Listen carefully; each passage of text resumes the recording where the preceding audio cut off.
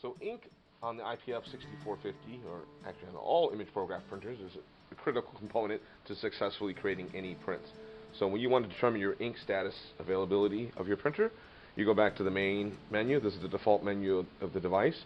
You come over, there's a paper menu, an ink menu, a job menu, and system setting menu.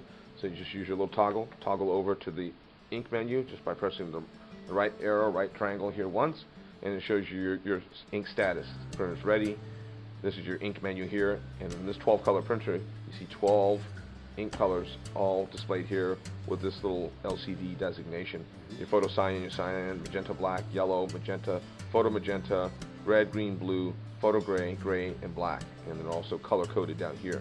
Right? As ink begins to be used in the system, little ink level indicators, like any device you would see, begin to drop lower and lower. Is that what that PGY is?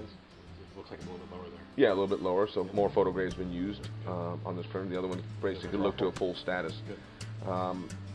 Also, if I am correct, on the ink status indicators, if you have the initial startup supplies in here, you'll see a little shorter LCD bar listed. And if you have the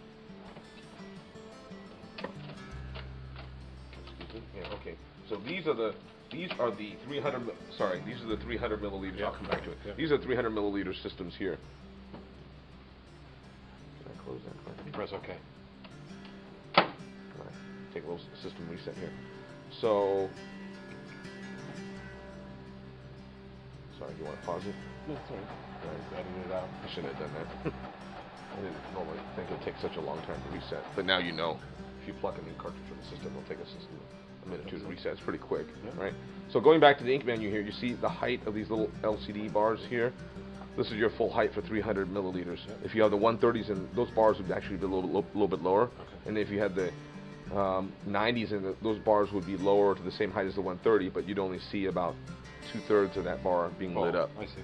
Okay, so there'll be, you could visually look at the LCD and understand if there's 90s starters in here, if there's 130s, or the 300s. Yeah. All right, so these are the maximum size of the bars because it looks like you've got all 300s in here, okay? As you begin to drain ink out of the system, the ink is utilized by printing. You'll see the little LCD bars drop. If it reaches a certain point where the ink is running low, you'll see a little exclamation point above that specific ink color. Okay. All right, so you can visually see that, hey, I'm running out of particular ink. Yep. All right, it's important to note on any image photograph printer, if you're out of ink in any cartridge, the printer will not operate. So if you're just trying to make a black print and you're out of magenta, the printer will stop you from printing. All right, so any ink level out on any ink cartridge will not allow the printer to print. That's important to know. Okay. Let's see here. So that's one way you can determine the ink level status. It'll alert you if there's a specific message will be displayed. Pay attention to the message light. The message light will be lit amber, and that's also trying to bring attention to the user to the LCD screen. There's some type of message important for the user to recognize that will at some point impact the printing workflow. This is how you determine your ink level status here from the ink menu. Another way of determining ink level status would be visually from the ink compartment here. You lift up the cover panel here. You can see each one of the respective colors has a little red LED lit. Okay? So when it's solid, your ink status level is good. What percentage of ink that might be exactly, I don't know, but your ink level status is good. These are all lit. You can certainly print a basic 24x36 print and not having to worry about running out, unless for some reason that was a solid black print or something. But you're solid here, your ink level statuses are good. As the light begins to blink, it's trying to alert you, hey, I'm running low on ink. And if memory serves me correctly, as it's blinking, if it reaches critical ink level status, I believe it'll blink even faster pace. So I've seen it where the two levels of blinking run like that, maybe every half second, and then a rapid flash every 10th second, perhaps. That means, hey, I'm getting really critical. If the LED is out, so for example, I remove this cartridge here, and you can see these things are blue. So as you recall earlier, when there's system components that are like blue, like I'll show you here the maintenance cartridge, those are components of the printer that the user might typically engage. The light blue color, right? So if I remove this ink level cartridge here, this is a 300 milliliter ink cartridge, ink tank almost. Okay. I believe also we have a date designation on here. The ink, if you buy a new bottle of ink, new tank, a new bottle of ink, and let's say you receive that bottle of ink January 1st. Typically, at minimum, 18 months, 14 to 18 months out is the date code stamped on the ink. In my experience of doing this for many, many years, I would say that you should not experience an issue with ink that's used past its date. So if this, let's say it's January 1st, 2014, and you had some ink that was dated for whatever reason, February 1st, 2014, and you happen to use that ink in June 2014, I would expect it to be fine. I've never had a reported case where someone's utilizing ink, many months past its date code and having an issue with it, right? But we do put a date code on it just to give the user an idea of its date of manufacturer.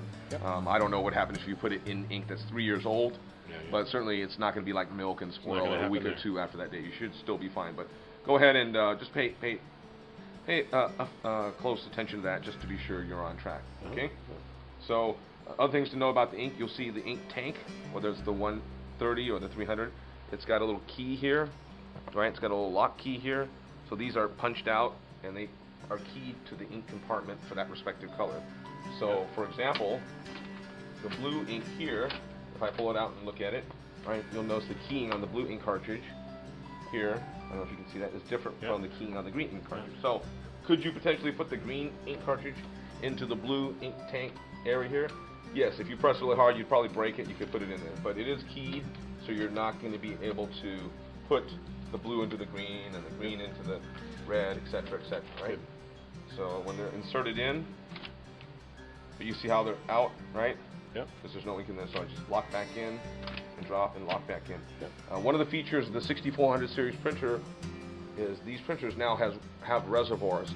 So if you're printing a job and your system is indicating to you out of status on ink, you'll notice the printer still might be printing even though the printer status is saying, hey, I'm out of a particular ink. Right. So the reservoir feature of this new series of printers allows you to change the ink on the fly. Gotcha. So if you're printing, there's enough reservoir ink to continue to supply the print head, giving you time to go ahead and pull the old ink cartridge out, place a new ink cartridge in. The printer never stops during that process, and there's no wasted print. It continues printing like nothing ever happened. Cool. Okay. So again, you can see the 12 ink cartridges here, the 130s and the 300s. Normally, when you go ahead and replace the ink cartridge, there'll be instructions on the ink package. You'll say give it a little bit of a unsettling here, shake it up a little bit, not vigorously, but at least get it unsettled. The ink in the 6400 series printers is pigmented ink. They're all aqueous, water-based ink, but on the graphic art series printers, the 8 and 12 color printers, there are little pigmented particles in the ink that help maintain color durability and life and stop the print from fading ever so quickly, whether exposed to direct or indirect lighting sources. So the expectation is your print can last even in direct sunlight years and years with a minimal amount of fade. Cool. Okay, so that's the ink system. Once you replace the ink, you lock down on the cover, verify the light is solid red, and the system will begin to process the new ink tank. Go ahead and close the cover, and it should reset back here. If any agitation is required or ink resetting, you'll see it on the panel here. But again, if you're printing a print and they said replace ink cartridge, the print will continue to print like